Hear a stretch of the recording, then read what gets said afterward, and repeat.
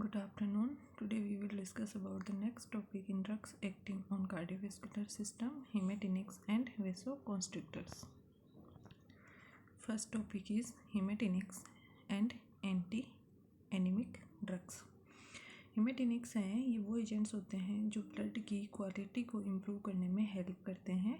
यानी ये एजेंट्स हैं वो इरिथ्रोसाइट या आरबीसी के number and concentration of haemoglobin increase करने में हेल्प करते हैं। इन एजेंट्स को मेनली यूज़ किया जाता है एनीमिया के ट्रीटमेंट एंड प्रिवेंशन के लिए। एनीमिया क्या होता है?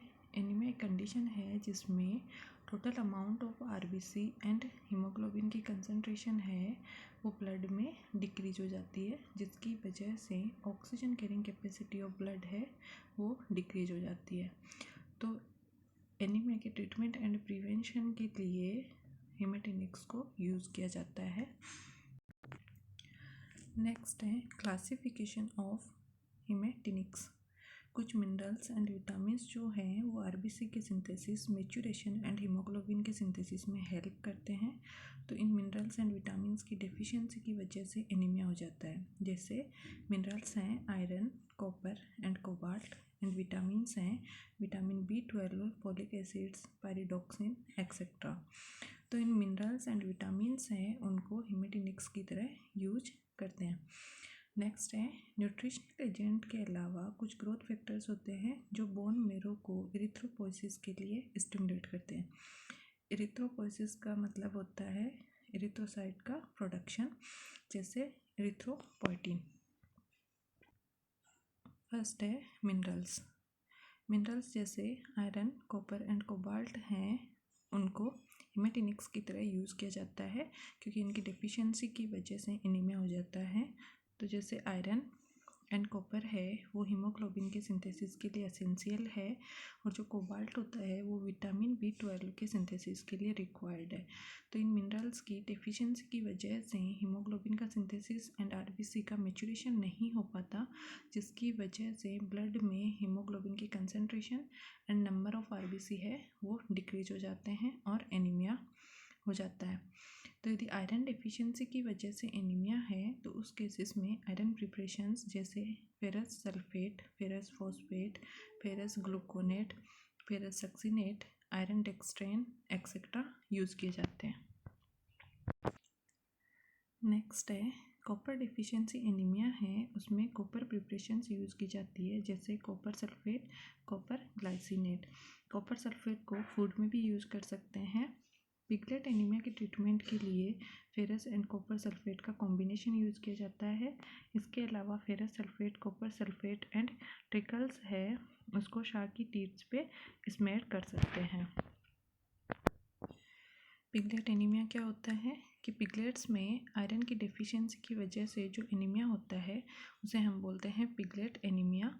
ये क्यों होता है? क्योंकि जो शाह है उसके मिल्क में आयरन का अमाउंट है वो कम होता है और लीटर साइज़ है वो ज़्यादा होता है, जिसकी वजह से सफिशिएंट क्वांटिटी ऑफ आयरन है वो नहीं मिल पाता और इस आयरन डेफिशिएंसी की वजह से एनीमिया हो जाता है, जिसे पिगलेट एनीमिया बोलते हैं।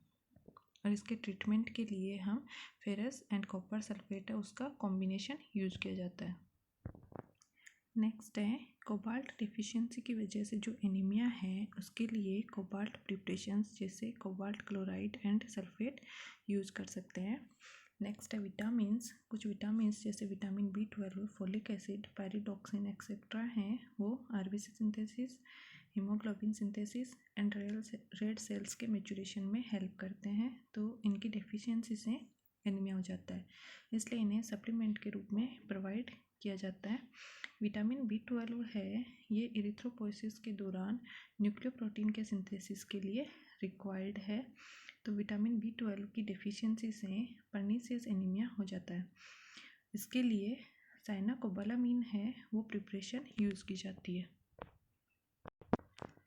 नेक्स्ट है फोलिक एसिड। फोलिक एसिड है वो आरबीसी के सिंथेसिस के लिए एसेंशियल है, तो इसकी डेफिशिएंसी से भी एनीमिया हो जाता है और इसके लिए ओरल सप्लीमेंटेशन प्रोवाइड करवाते हैं। नेक्स्ट है इरिथ्रोपोइटिन।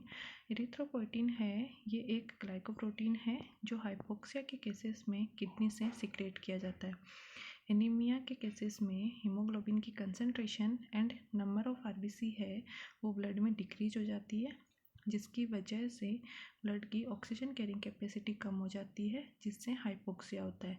इस हाइपोक्सिया की वजह से किडनी है वो इरिथ्रोपोइटिन सिक्रेट करती है, जो बोन मेरो को इरिथ्रोपोइसिस के लिए स्टिमुलेट करता है, यानी इरिथ्रोसाइट का प्रोडक्शन है वो स्टिमुलेट करता है। इसे मेनली क्रोनिक रीनल फेलियर में जो एनीमिया होता है उसमें यूज किया जाता है। Next topic is vasoconstrictors. Vasoconstrictors है ये वो एजेंट्स होते हैं जो ब्लड वेसल्स की स्मूथ मसल को कॉन्ट्रैक्ट करके वेसल्स को कॉन्स्ट्रिक्ट करते हैं, यानी डायमीटर को कम कर देते हैं। इन्हें हम वेसोकॉन्स्ट्रिक्टर बोलते हैं। मोस्ट कॉमन है अल्फा 1 एड्रिनर्जिक एगोनिस्ट जैसे एपिनेफ्रिन एंड नॉरएपिनेफ्रिन। इसके अलावा थ्रोम्बोक्सिन ए, सीवियर पेप्टाइड्स जैसे एंडोथिलिन, एंजियोटेंसिन एंड वेसोप्रेसिन है वो भी वेसोकॉन्स्ट्रिक्टर की तरह यूज होते हैं। नेक्स्ट है क्लिनिकल यूजेज ऑफ वेसोकॉन्स्ट्रिक्टर्स। फर्स्ट है नेजल डिकंजेशन, जो अपर रेस्पिरेटरी ट्रैक्ट है उसमें कंजेशन जो हो जाता है उसके लिए यूज कर सकते हैं। सेकंड है इनको लोकल एनेस्थेटिक्स के साथ में एडमिनिस्टर किया जाता है, लोकल एनेस्थेटिक का ड्यूरेशन इंक्रीज करने के लिए। इसके अलावा जो वेसोप्रेसिन है उसे हम यूज़ करते हैं जो इसोफेजियल वेरिसियस है, जिनमें पोर्टल हाइपरटेंशन होता है, तो उसमें स्टॉप ब्लीडिंग के लिए भी वेसोकॉन्स्ट्रिक्टर वेसोप्रेसिन है उसे यूज़ करते हैं। Thank you.